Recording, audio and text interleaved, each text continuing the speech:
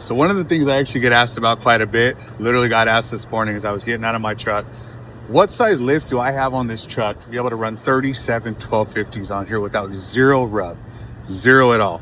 Well, let me talk to you a little bit about it. So what we're running on here on this 2025 2500 HD Silverado, we are running the 4-inch premium lift from McGaughy suspension.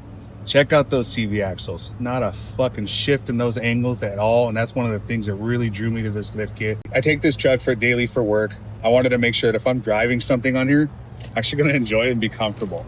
We changed it up a little bit. I'm running a little bit wider of a rim than most people do, but I have had zero issues. We are running a 37 by 1250 tire from TIS wheels.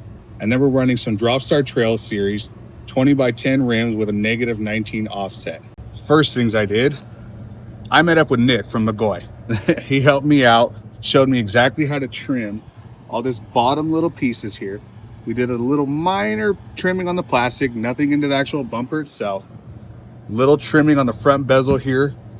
And that created, I have full turn, full crank with zero rub on anything that I'm doing in here, and I freaking love it.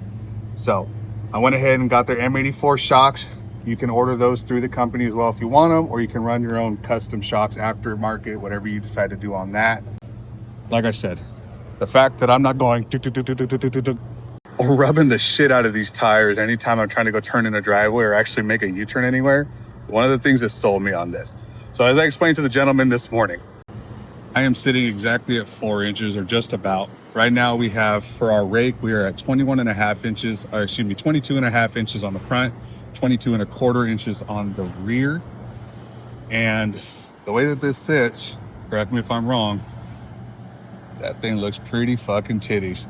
Mind you, it does look a little bit different right now, only because it may look a little lower in the back, only because I don't know what happened, but somebody made my rear tires disappear. I don't want to point any fingers, but that guy's probably really cool. One of the next things we did before I go through and let you guys go from all this is I also went to a company called Signature Performance, located right here in Southern California. I'll put their tag in the bio. I went to them and got a fender flare or fender liner tieback kit. They have them in stock at their shop. If not, you can get them online from them as well. Ignore my horrible trim job. I got super shaky hands, especially when it comes into trimming stuff with the razor. Go ahead and cut this. I installed our fender liner tieback kit right in here. And that's another thing that created zero rub without any issues. Notice how clean this is cut in the front? Yeah, Nick did that, not me. Guy knows what he's doing. On this side, that's mine. Very minor trimming right here. I met up with Nick. He showed me exactly how to do this, which saved my heater plug. Didn't have to take that out or anything. And it looks clean. I have zero issues. I'm happy. The way this thing sits, whew.